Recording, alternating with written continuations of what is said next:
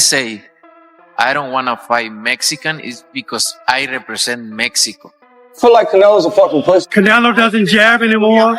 He looked for one shot now. You know, I mean, the end is there for Canelo. David Benavidez, the unbeaten Mexican star, has stated his ambitions in unmistakable terms and left no uncertainty about the direction he wants to take in his career.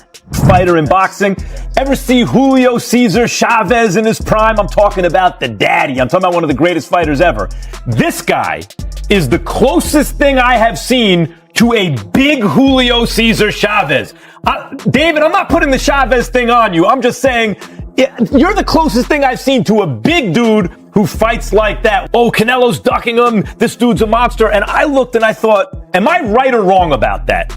No, you're definitely right. You know, you're looking at a man that's not going to let anything outside the ring, you know, mess with his game. But like I said, at the end of the day, I'm not scared of nothing. You know, I accept and I invite war. You know, so if that's what the people of Riyadh, Saudi Arabia want to see, well, let's give it to them. I think everybody is starting to see that I'm fearless, I'm relentless, and I'll fight anybody to get my... After watching Canelo Alvarez come up short against Terence Crawford, David Benavidez became even more vocal about wanting the fight. He has openly stated that he believes Canelo is unwilling to step into the ring with him. For several years, Benavidez has been the opponent most frequently connected to Canelo, yet many observers feel it is the one matchup Canelo has continued to stay away from. About how he didn't want to give David Benavidez the fight because he was being disrespectful. When you look at the history of Canelo, all the fighters that was disrespectful, calling them out, and he fought all of them. But I just think from a Mexican standpoint, one being extra disrespectful towards the other, he took the sport out of it, and he just felt as if he wasn't going to give Benavidez. David Benavidez is now determined to end this rivalry once and for all and re-establish himself at the top of the sport. After Canelo Alvarez suffered a decisive loss to Terence Crawford, questions about Canelo's current level have only become louder. The boxing world was shocked when Crawford moved up 2 weight classes and delivered a performance that revealed vulnerabilities fans had never seen so clearly before. It was more than a simple defeat because it significantly weakened the dominant image Canelo had built over the years. Even respected trainer Ronnie Shields believes Canelo may no longer be performing at his absolute peak. By unanimous decision, he got that. You know, I just thought Crawford was too fast for Canelo. Too many combinations. Canelo doesn't jab anymore. He looked for one shot now. You know, I mean, the end is... While Oscar De La Hoya offered a detailed breakdown of what he believes went wrong for Canelo Alvarez, the outcome represented far more than just another high-profile boxing match. It became a major turning point that renewed hopes for a showdown fans have wanted to see for years.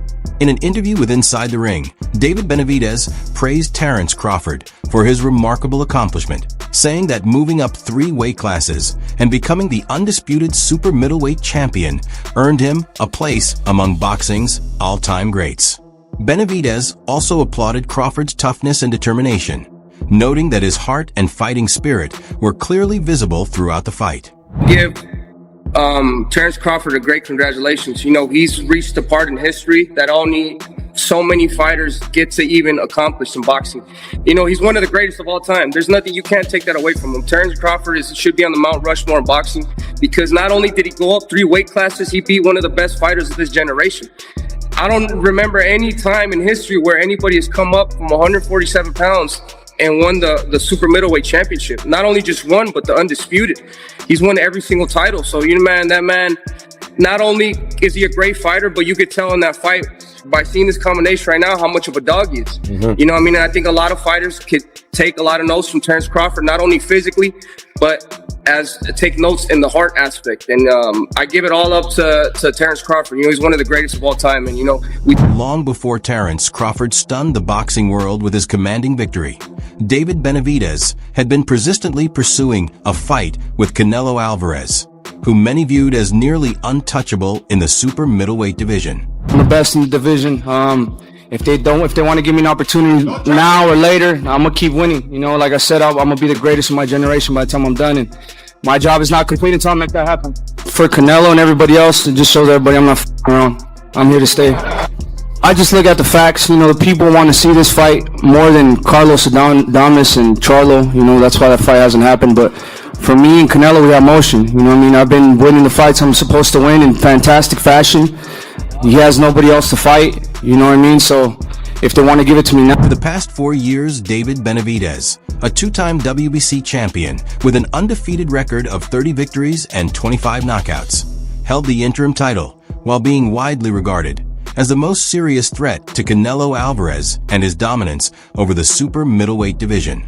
Somebody, because at the end of the day, I give respect to Canelo. He's a great fighter. Yeah. He's one of the best Mexican fighters of all time. But wanting to fight him, David, is not bashing him. Yeah. That's not bashing him. But that's what I'm saying. They spin the narrative on Instagram. Right. If I say something, they say this or that. But I only want what I earned. Right. And I'm entitled to it. From what the WBC told me, they say you win the title limiter, we'll give you a title shot. You win the WBC interim title, we'll give you a title shot. I've been in this position for 3 years.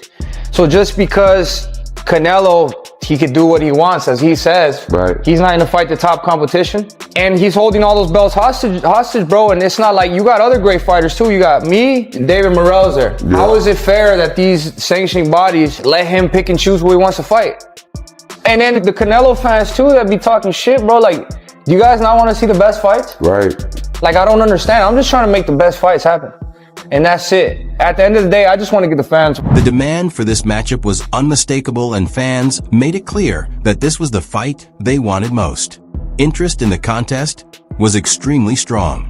Reports indicated that Canelo Alvarez was presented with an extraordinary offer worth $70 million to take the bout, while David Benavidez disclosed that he had accepted a guaranteed purse of $5 million in order to help ensure the fight could become a reality.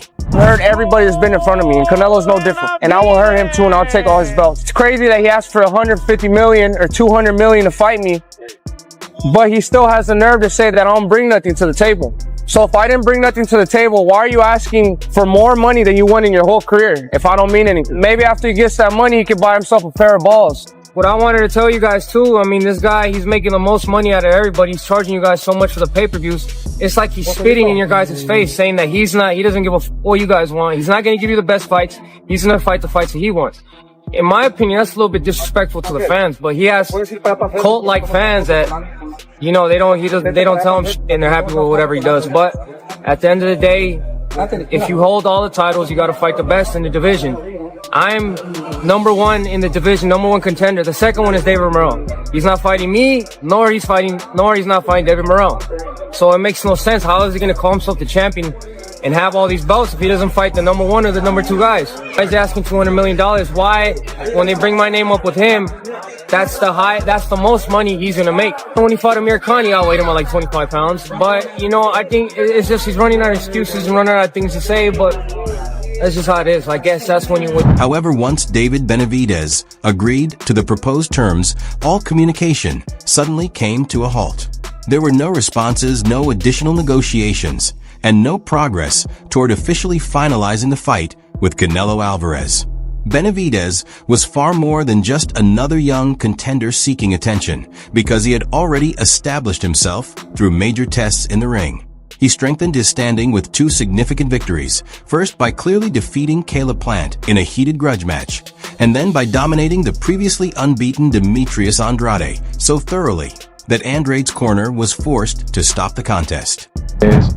If they fought, which I don't think they're going to fight no time soon, who do you think will win?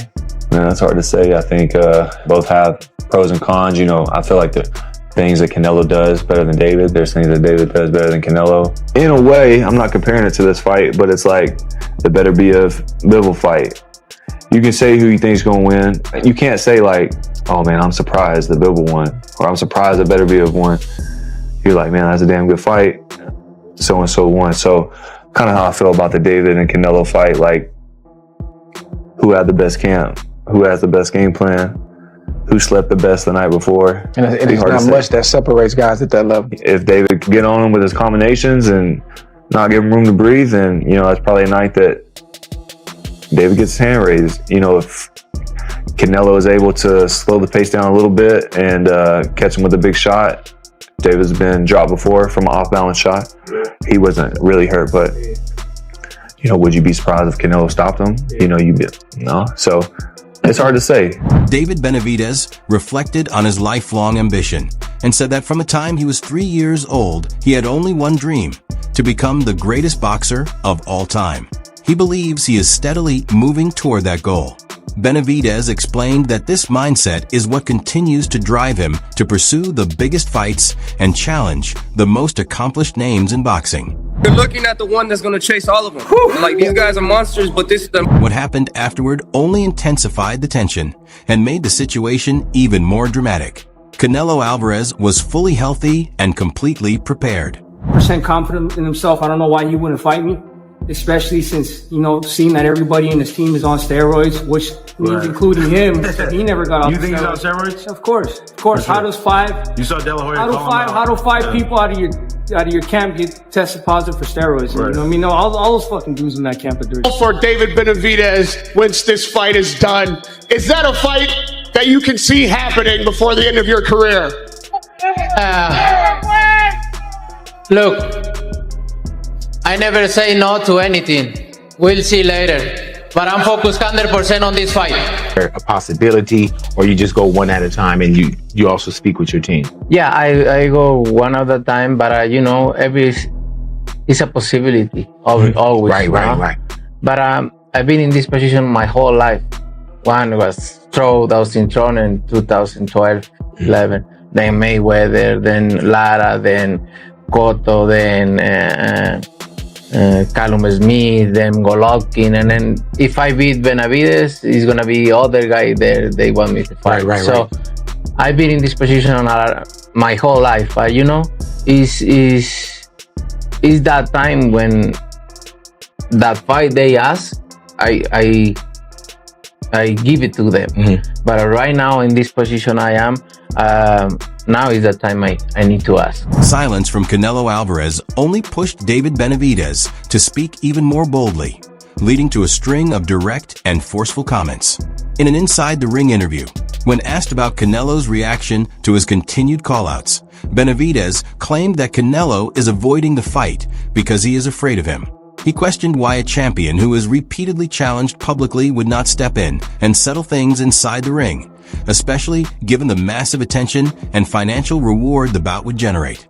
He also referenced Canelo's difficulties against strong opposition, such as Bivol, suggesting that Canelo recognizes in him a combination of physical strength and relentless pressure that is hard to deal with, beyond just speed and power.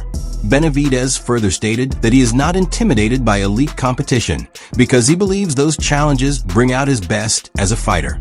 Now entering what he considers his prime, he added that Canelo may have already missed his best opportunity in the past, and if he had been able to win, it would have happened already.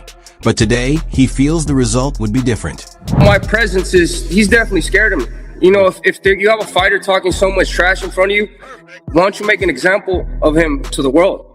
Beat me in the ring and make a whole lot of money. But Canelo Alvarez, as you can see from every time he fights a guy that's big with power, like Bivol, you know what I mean? And he's not able to suppress these fighters as much as he's able to suppress the little fighters. You know what I mean? So he sees a lot of things in me that he can't stop. You know, not only does he see speed, does he see power, but he sees a lot of heart in me. You know what I mean? At the end of the day, I'm going in there and I want to prove myself to the world that I'm the greatest fighter. And it doesn't matter. It doesn't scare me to get in there with another great fighter because I know that elevates me and who I am as a boxer. This was not just talk, but a clear declaration of purpose from David Benavidez. However, the situation is more complicated than a simple rivalry, with factors like boxing politics, weight divisions, and hesitation from other top contenders all influencing the landscape.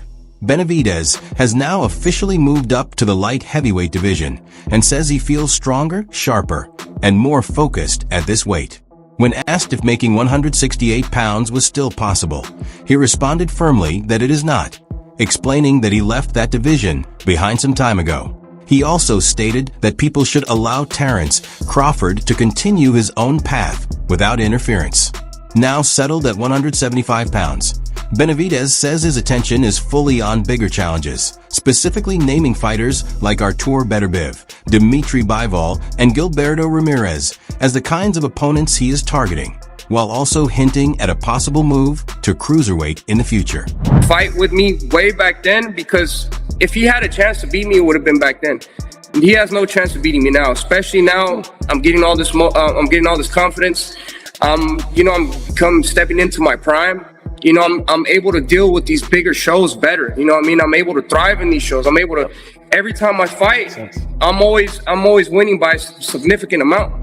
You know what I mean? So I'm learning my craft better and better each and every single fight. I'm gaining more confidence every single fight, and like I said, I really want to go in there and hurt people. Not a boxer, this change increased the pressure on the whole situation surrounding Canelo Alvarez because it pointed toward the idea that David Benavidez could soon step out of the weight class, where Canelo currently holds every major title after Terence Crawford's major victory. Crawford's trainer Brian McIntyre immediately ended any discussion about a potential clash, with Benavidez making it clear they had no interest in that.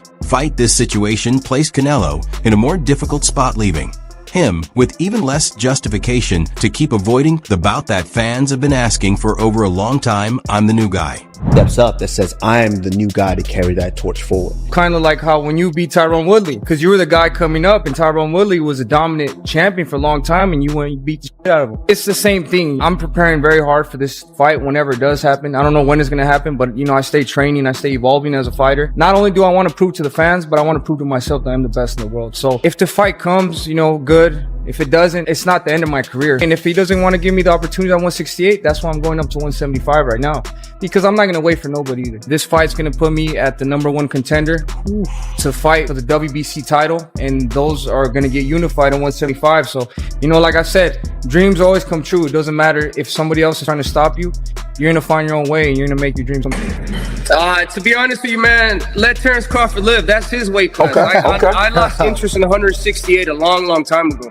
I know that we could get offered a lot of money to go down to 168, but I'm more comfortable at 175. I'm chasing better beef. I'm chasing Bivol. I'm chasing these other big. I'm chasing Surdo Ramirez at cruiserweight. You know what I mean? So I've been at 168.